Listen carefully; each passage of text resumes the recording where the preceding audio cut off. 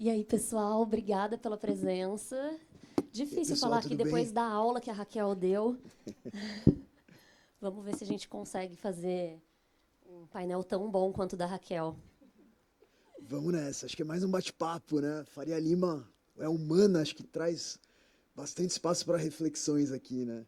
Total. E quando a gente estava bolando esse bate-papo, a ideia era muito essa, né? Falar da a Faria Lima de verdade e todas as mudanças que a gente tem visto ao longo do tempo, que faz o nosso trabalho mudar cada vez mais e na verdade, exigir novas habilidades de cada uma de nós, né? E cada um de nós.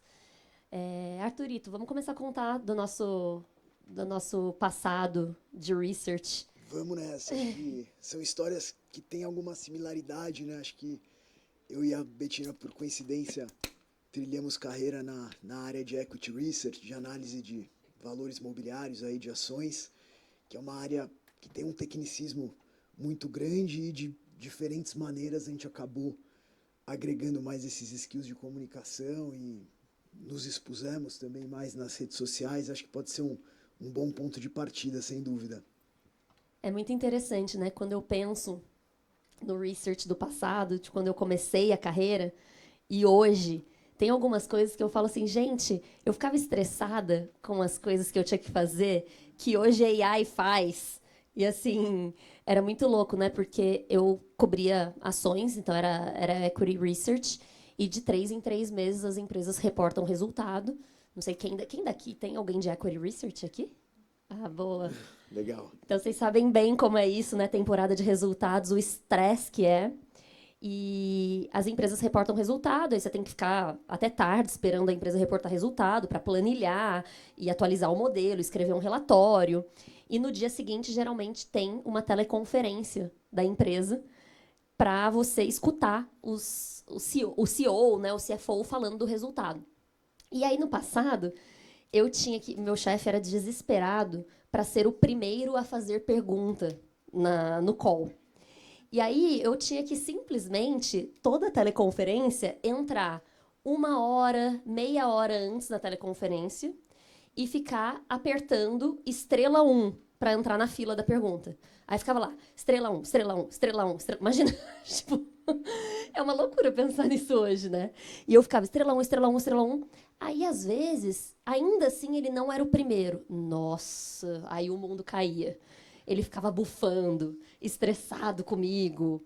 E aí, beleza, a gente fazia a teleconferência, e aí o meu trabalho era anotar o mais rápido possível o que o pessoal estava falando, já fazer um resumo e ser a primeira analista a mandar para os clientes, porque isso era muito bem visto. E aí hoje é tão louco pensar nisso, porque imagina, fazer isso hoje.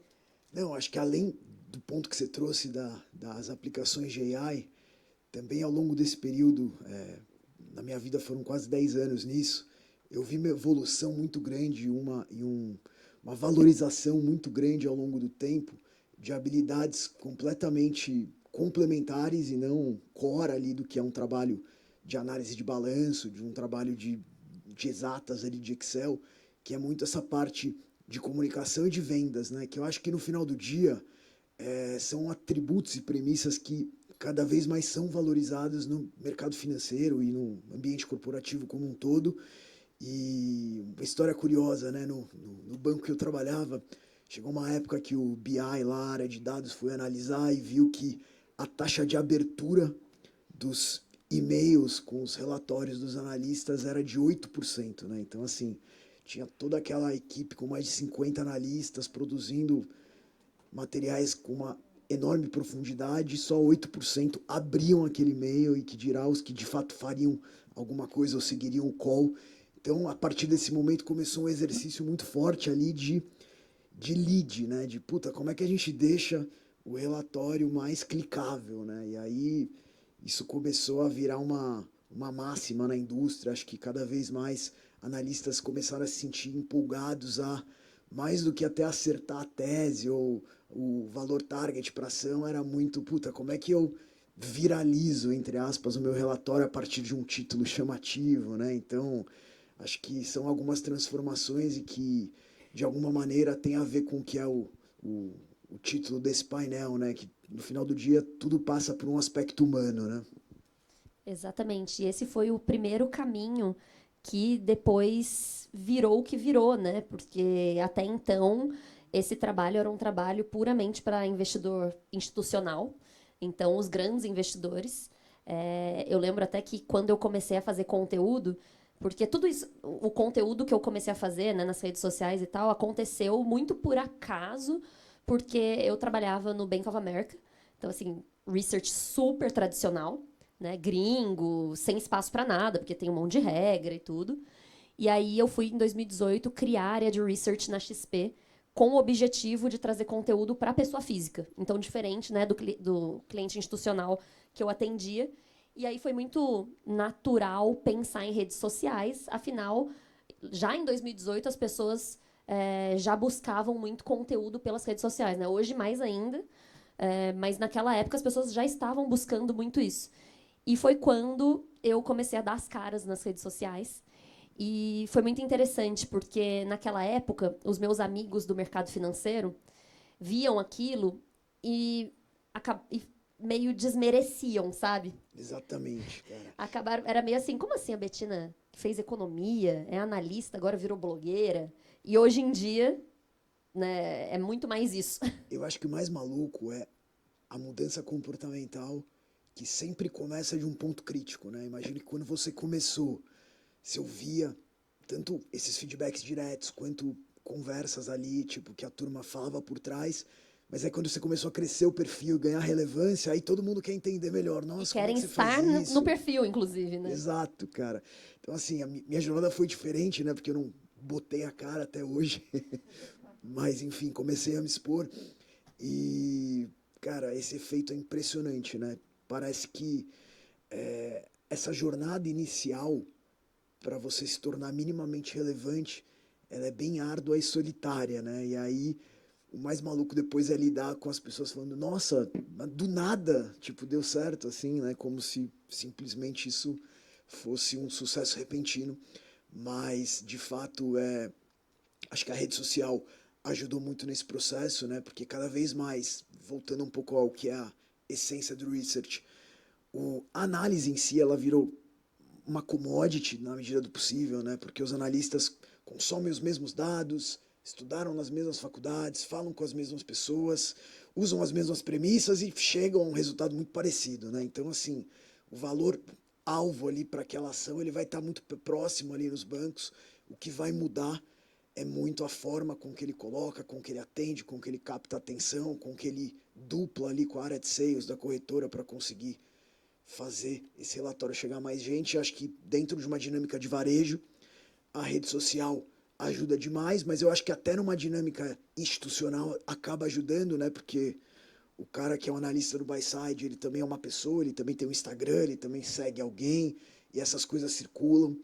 Então eu acho que o trabalho que nessa época, talvez a primavera dos influenciadores digitais, que foi aquele comecinho da XP que você fazia parte e que surgiu o meu perfil e tantos outros, o foco inicial era o varejo, mas depois a turma percebeu que tinha vários impactos indiretos também numa dinâmica institucional, a ponto de depois numa segunda onda a gente ver CEOs de bancos e executivos que tinham uma dinâmica mais talvez B2B ou de atacado também fazendo parte desses passos, né? E as próprias empresas também querendo se expor, né? Porque até então era muito comum você analisar uma empresa e não conseguir falar com a empresa, porque a empresa não queria se expor, não queria falar muito.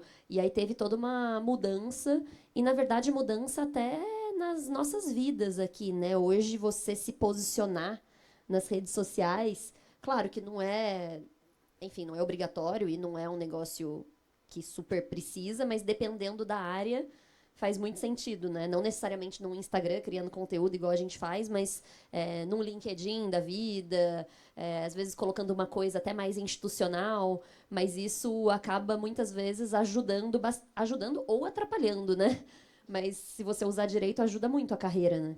Eu acho que ajuda muito a carreira e ajuda muito a criar um efeito de rede e ajudar novos entrantes, né? Eu lembro quando comecei minha jornada, estava na faculdade, Cara, eu não tinha a menor noção do que eram as trilhas de carreira no mercado financeiro, né? Não existiam tantos eventos como esse, não tinha gente falando sobre isso na rede social. Então, assim, o meu objetivo era, cara, eu vou passar num trainee e vou tocar minha vida. Tipo, é isso, vou aprendendo ali no processo. Então, assim, eu também não. Um dos grandes arrependimentos que eu tenho da minha vida acadêmica é não ter me engajado mais nessas iniciativas de liga de finanças ou empresa júnior, que hoje eu, sendo convidado para conversas com essa turma, eu vejo como é bacana esse trabalho, eu meio que não dei bola para isso e me arrependo. Mas assim, acho que tirando essas oportunidades, é muito difícil o jovem se conectar e entender as trilhas de carreira, se não acessando conteúdo que a gente tem principalmente na internet. Então acho que a rede social cumpre um pouco esse papel e acho que de alguma maneira deixa o mercado financeiro mais acessível, né? Até a gente estava trocando mensagens e veio uma reflexão se essa coisa digital deixou o mercado mais acessível ou simplesmente mais visível, né?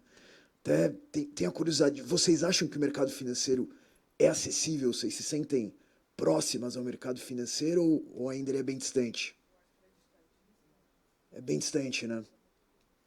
Eu acho que a gente acaba, como a gente é do mercado financeiro e acaba seguindo pessoas do mercado financeiro seguem a gente fica com essa impressão de que é muito visível, né? E é muito palpável até. Mas o que eu acho até, enfim, curioso você falando da liga, né? Das pessoas participarem da liga e tal, que são as novas gerações. Na nossa época, quando a gente ia fazer entrevista, era muito comum você aprender o que a área fazia na entrevista. Né? Era praticamente impossível você descobrir antes o que fazia. Era difícil se preparar. Você se preparava assim, lendo o que era a empresa.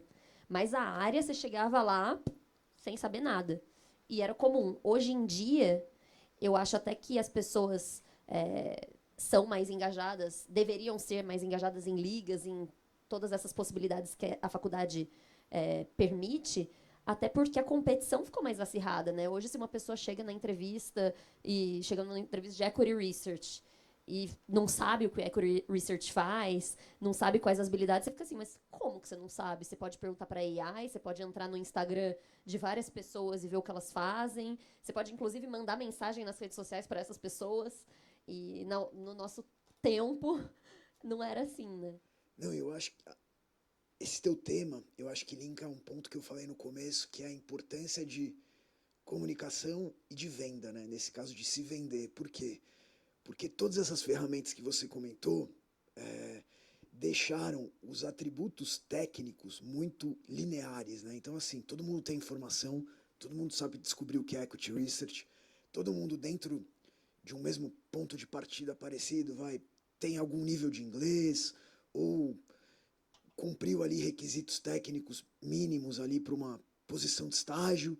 E o grande diferencial acaba sendo muitas vezes esse tipo de skill comportamental, né? Eu mesmo já participei de bancas avaliadoras de trainee na instituição que eu trabalhava e, cara, é muito maluco, porque, assim, muitas vezes o básico bem feito é muito negligenciado, né? Então, assim, eu comecei a dar muito valor pro cara que, sei lá, chegava com 30 minutos de antecedência, que eu via que deu uma fuçada no meu nome no LinkedIn, que sabia conduzir um small talk ali antes de começar a entrevista, que estava antenado com o preço do dólar no dia, com o que tinha acontecido na economia, na bolsa.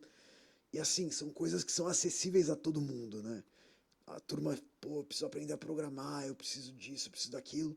Mas às vezes ela, fazendo um básico bem feito, ela já sai muito na frente porque isso tem sido negligenciado, assim. Então, isso ajuda na capacidade da pessoa se vender e também nela gerar conexão com o entrevistador, que é um humano, né, ali e vai de repente pegar atributos não técnicos ali para tomada de decisão, mesmo que de maneira intuitiva.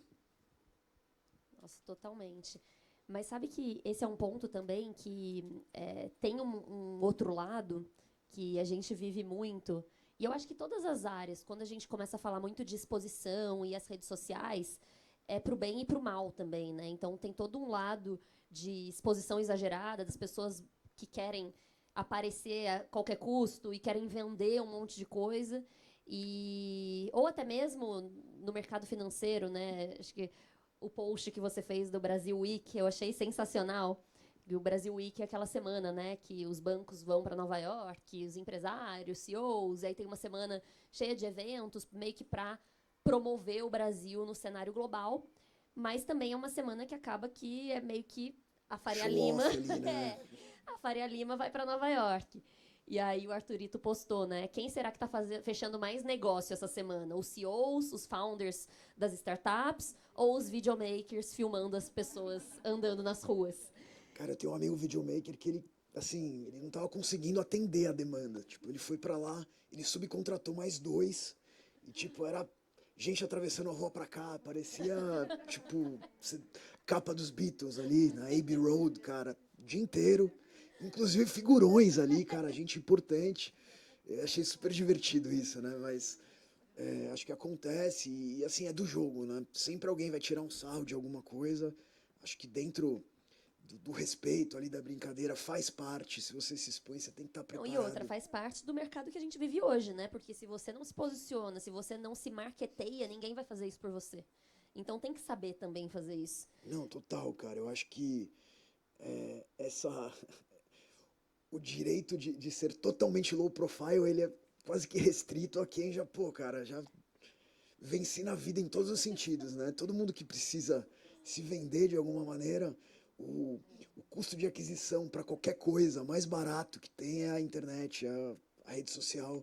E isso está sendo percebido tanto pelas pessoas quanto pelas empresas, né? Eu estava conversando com o CEO do BTG Pactual, que num passado recente começou a se engajar nas redes sociais, hoje tem uns 80 mil seguidores, e ele mesmo que toca e tal, ele gosta hoje disso.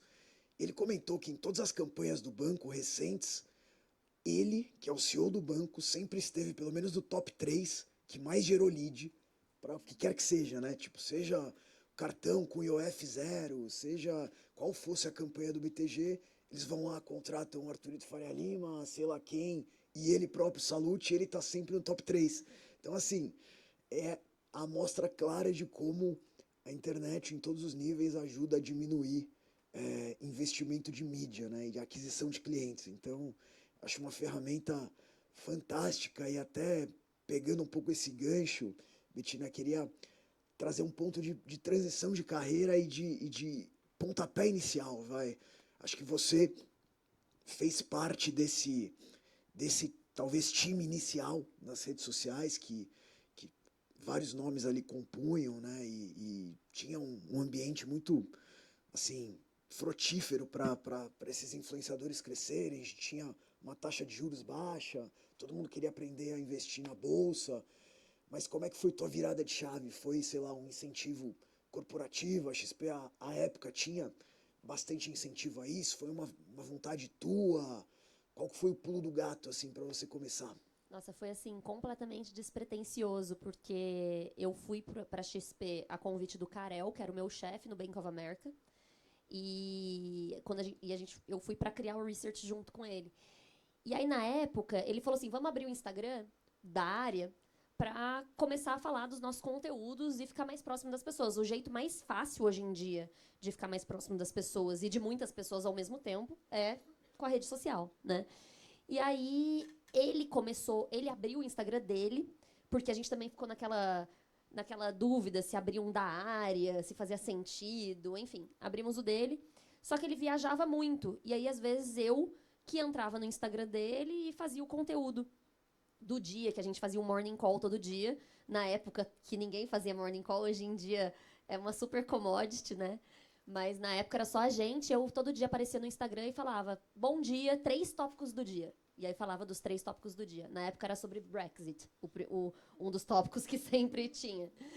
E aí, quando o Carol voltava de viagem, eu sumia. E as pessoas começavam: cadê a Betina? Por que ela não tá? Fala pra Betina voltar.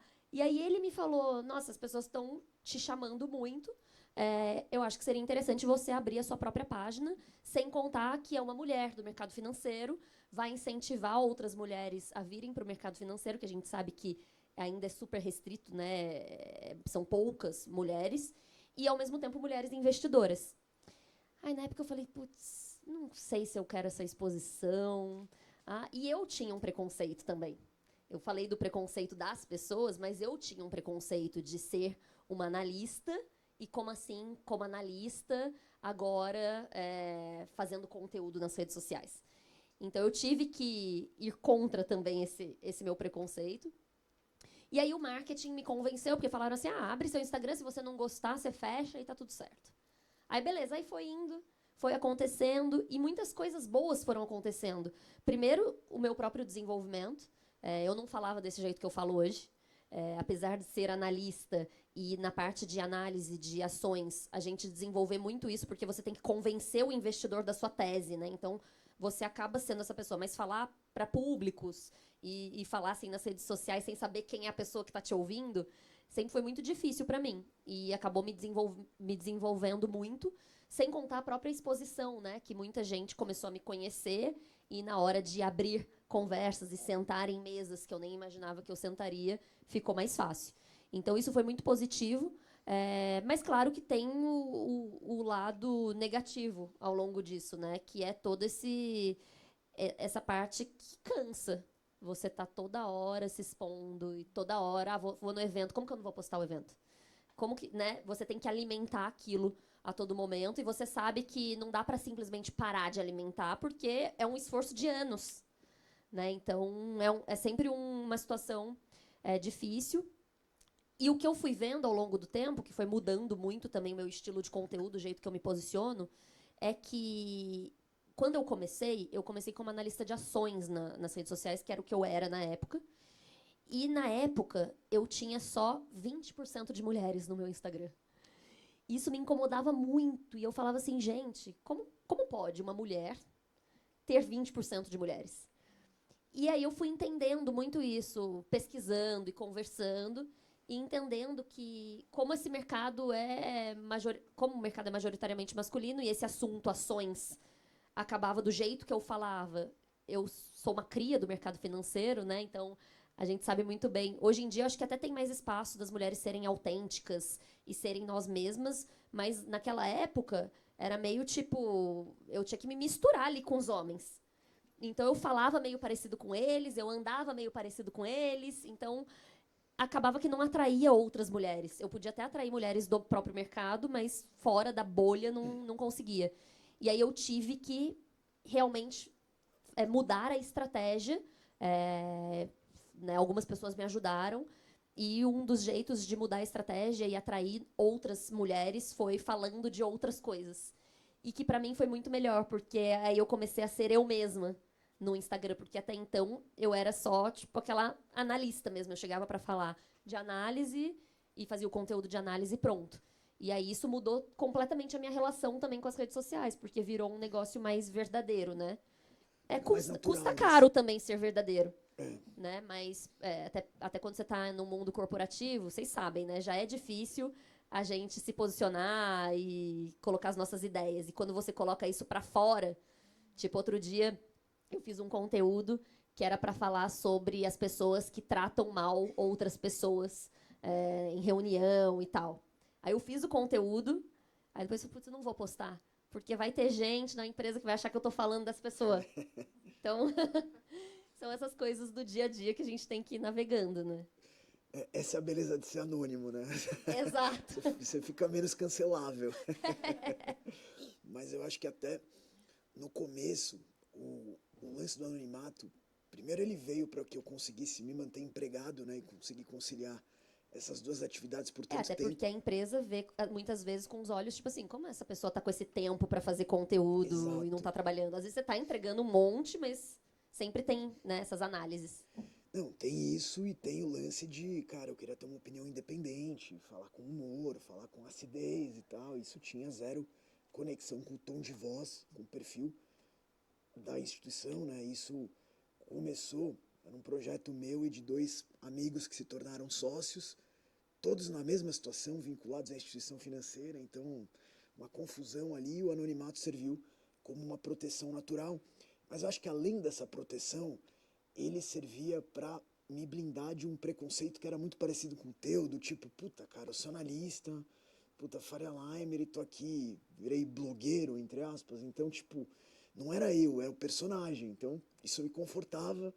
E aí a coisa foi ganhando corpo e tal, e eu fui me encantando por esse mundo digital. Acho que comecei a ver muito mais impacto, muito mais propósito, né? Tem aquele dado que eu falei no começo do nosso papo, de 8% da taxa de abertura de e-mail, né? Então, quando eu vejo o impacto de algum post, de algum conteúdo, e você tem uma troca muito direta ali, isso é muito mais estimulante. Então, isso foi ganhando cada vez mais presença, até que chegou um momento que aconteceu isso, né? Eu não tinha mais tempo para trabalhar e fazer essas coisas que eu fazia no digital. E aí, quando eu tive essa, enfim, não tão brilhante ideia do capacete, também minha vida virou, entre aspas, um inferno de mais demanda, porque aí eu comecei a participar de eventos. Eu sempre recebia muito convite para fazer uma série de coisas e eu não ia porque eu queria me preservar. E aí veio um convite da Expert na época, que era um convite recusável. E eu falei, cara, esse eu vou participar, vou dar algum jeito. E aí começamos a discutir ali com o marketing da XP um modelo de conseguir participar. E aí, puta, eu falo bastante de moto, de automobilismo no perfil e gosto de Daft Punk. Eu falei, cara, vou botar um capacete, vamos ver o que sai. E os caras, meu, vambora. Aí eu coloquei e assim, não é a melhor das opções, mas resolveu. E aí no que resolveu, eu destravei mais uma série de atividades que eu comecei a fazer. E aí meu chefe falou na época, meu chefe direto era o único que sabia disso tudo, né? Era um cara que foi meu par, né? Era meu amigo pessoal e virou meu chefe. Era uma situação super difícil para ele. Um belo dia ele falou, cara, ou você volta ao modelo que era, né? Você volta pro casulo, continua fazendo seus posts, ou, cara, vai ficar insustentável. E aí eu refleti e achei que era o momento de me arriscar e cair em tempo E integral nessa empreender mesmo, aventura né? aí do digital. E foi quanto tempo que você ficou com os dois? Cara, foram 7 anos no total levando no paralelo, contando minha participação com o Faria Lima Elevator e Arthurito, tocando a vida no paralelo. E assim, era uma rotina que exigia muita organização, né? Porque parece que esse trabalho de criação de conteúdo para muita gente não é um trabalho, mas ele demanda muito. Então, assim, por muito tempo mesmo, minha vida era trabalhar, sei lá, até quarta-feira, o dia inteiro, e de noite mais uma jornada das 9 até 11h30, meia-noite, produzindo conteúdo, falando com os meus sócios e lidando com as coisas do perfil. E aí, a partir de quinta-feira, eu ganhava meu horário noturno livre. Então, foram isso por alguns anos. E eu acho que, na verdade, você só consegue fazer isso quando você está muito envolvido, né? Tem que ter algum nível de, sem parecer romântico aqui, mas tem que ter algum nível de entrega, de vontade mesmo para fazer, porque no começo nem era monetização, né? Esses projetos digitais, eles demoram para começar a entregar uma monetização, então era realmente muito propósito, vontade de fazer. E aí chegou um momento que a coisa foi virando a chave, e a gente começou a monetizar, começou a se estruturar cada vez mais como uma empresa. E aí, 7 anos depois, eu achei que era o momento de me dar umas férias, ou talvez me aposentar, ou tirar um sabático, ainda não sei, do mundo corporativo e me dedicar integralmente aí a essa loucura aí no digital. E já tá quanto tempo só, né, com essa frente? Cara, Só não, né? Dedicado. tô desde novembro, né? Então, Ah, até tem 8 meses aí. Ah, É legal. pouquinho ainda. Mas agora eu tô ferrado de novo de coisa. Eu já, puta, fechei um projeto com a B3, de um podcast, aliás, fazendo marketing É, aí. vão abrindo outras Vão oportunidades. abrindo outras oportunidades, né? Acho que além do perfil, o principal projeto é um projeto que talvez seja o maior projeto biográfico do mercado financeiro brasileiro, né? Eu juntei uma curadoria de mais de 100 biografias de profissionais que eu admiro, tem a biografia da Betina lá também, e fui pegando alguns desses nomes e transformando o papo que eu tive para escrever essa biografia no post em um podcast. Então é um podcast que ficou muito atemporal. Então tem a história já do Roberto Salute, do BTG, do Roberto Campos Neto, ex-presidente do Banco Central e várias outras pessoas. em um formato de bate-papo, com vários insights que essas pessoas trazem da jornada pessoal de cada um. E tá no YouTube, tá no Spotify, mas isso também tá me demandando muito de cuidar da produção, lidar com os patrocinadores, enfim. Mas tem sido divertido, assim, tem sido 8 meses surpreendentes, assim, de como a minha cabeça virou, assim, de uma mudança de carreira e de posição, assim, de sair de um profissional de mercado para talvez um empreendedor do segmento de mídia, né, talvez. Totalmente, muito legal. Dá pra gente abrir para perguntas? Vamos abrir? Já que a gente está aqui tão próximo, né? Alguém tem alguma pergunta?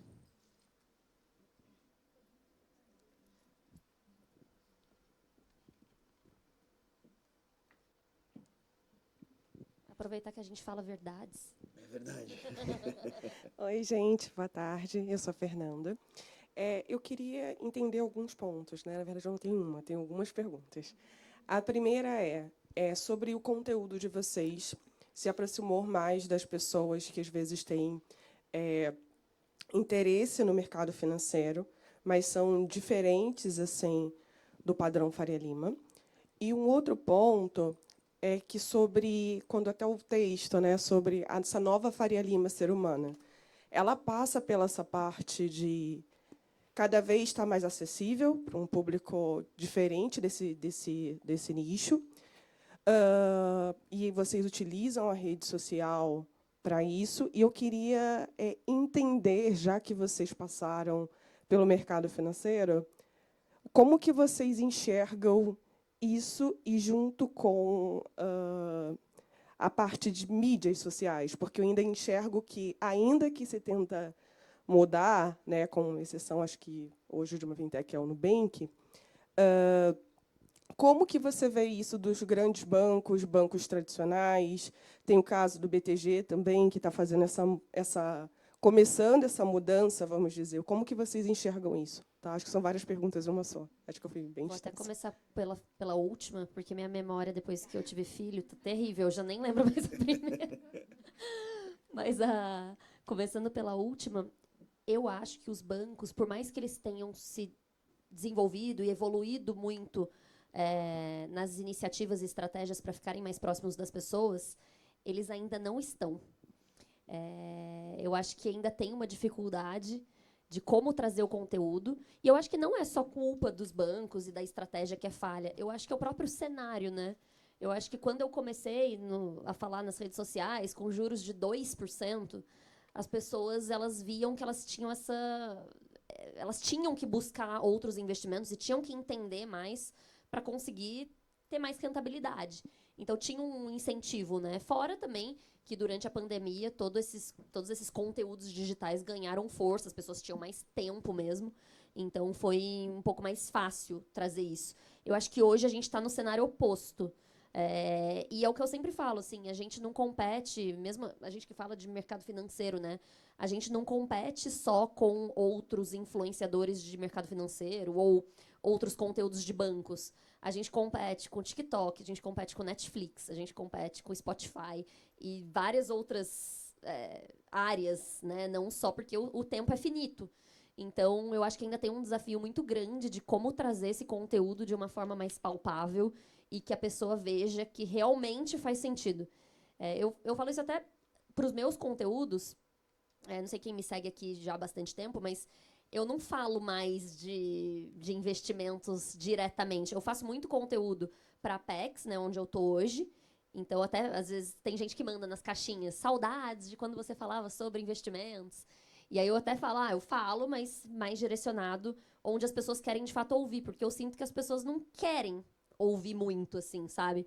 E eu acabo atraindo mais as pessoas, até puxando a sua outra pergunta, mas as pessoas que têm essa identificação. Então, acho que até por ser mulher no mercado financeiro é uma questão, né? A gente sabe que é difícil estar em ambientes majoritariamente masculinos. Agora mãe, então é mais um ponto difícil. Então eu tento trazer muito, eu comecei a trazer essa abordagem, sabe? Um pouco de vida real, para a pessoa se identificar e querer estar na minha página. E daí eu falo sobre investimento de um jeito mais natural. Eu vi que quando eu falava muito, hoje eu vou falar sobre onde você deve investir, não estava dando muito certo. Acho que também são fases, né? Você vai amadurecendo.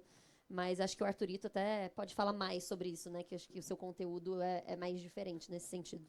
Eu acho que assim, a beleza desse ambiente digital é que o que mais funciona é o que mais, de alguma maneira, se nicha ou se conecta com determinados grupos, né? Então, dentro do que é o ambiente de influenciadores de finanças, vai ter o cara que fala para um público que está começando a investir, que ainda está na fase de, talvez, gestão orçamentária, que está precisando fazer sobrar dinheiro para investir, entender quais são os produtos. Tem o cara que já fala para um investidor que está num nível intermediário, tem o cara que fala para grandes investidores, tem alguém que fala sob a ótica com um olhar feminino, tem alguém que fala, enfim, de N formatos, né? Então acho que a internet cada vez mais permite essa segmentação e no final do dia você precisa se conectar com aquele perfil, com aquela pessoa, né? Então o lance de mostrar um pouco da vida pessoal é importante.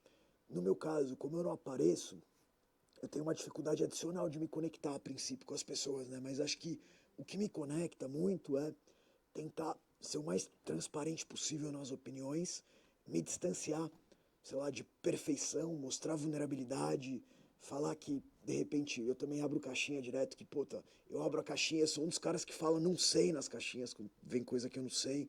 Então, assim, eu acho que esse tipo de postura conecta, mas eu acho que, voltando à sua pergunta, né, ao começo dela, eu acho que a Faria Lima já foi bem mais hostil a, talvez, a diversidade, a pessoas de diferentes perfis. Isso mudou bastante, acho que ainda tem muito espaço para evoluir, mas eu já acho que essa agenda, de alguma maneira, andou bastante.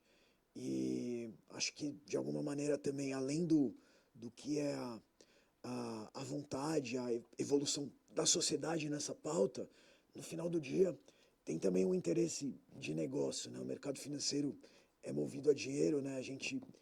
Se a gente for pensar, a indústria de investimentos até alguns anos atrás funcionava basicamente com um modelo onde você tinha conta num banco, esse banco que você tinha conta corrente, o dinheirinho que sobrava você investia lá. E aí a indústria evoluiu, hoje em dia muitas pessoas têm um banco no qual ela tem conta corrente, cartão de crédito, e uma outra instituição na qual ela coloca o dinheiro para investir. Então essa dificuldade, essa complexidade da indústria fez com que o mercado financeiro tivesse que botar mais a cara para se conectar com todo mundo, né? Todo mundo precisa de alguma maneira ser impactado e ser conectado, porque o nível de fidelização hoje em dia é muito baixo, né? Então você ficar de bode no Nubank, você vai para o Itaú e vice-versa. Então eu acho que essa dinâmica mais nova também ajudou a Faria Lima a tentar, de alguma maneira, se conectar mais com as pessoas também. Eu acho que até as novas gerações, né? Claro que a gente sempre fala, a geração Z, que não tem resiliência, que não sei o quê, mas eu vejo por outro lado, assim, ao mesmo tempo, eles ensinam muito e fazem a gente melhorar, né, como pessoa, porque eles não aceitam os desaforos que a gente aceitava no passado. E que hoje você pensa, assim, coisas que, sei lá, pessoas falavam para mim, chefes falavam para mim, eu falo, gente, que absurdo isso. Hoje é um absurdo.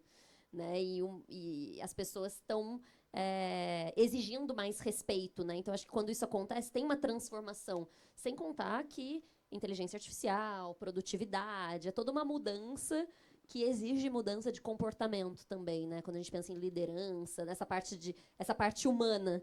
Porque senão não tem como manter times bons, né? Basicamente. E aí o mais importante do mercado, que é ganhar dinheiro, não acontece, consequentemente. Acabou? Ah, gente, abri para mais uma pergunta. Bom, mas obrigada, Arthurito. Pô, eu que agradeço, foi demais. Espero que tenha sido legal o bate-papo aí para todo mundo. Valeu. Obrigada, pessoal.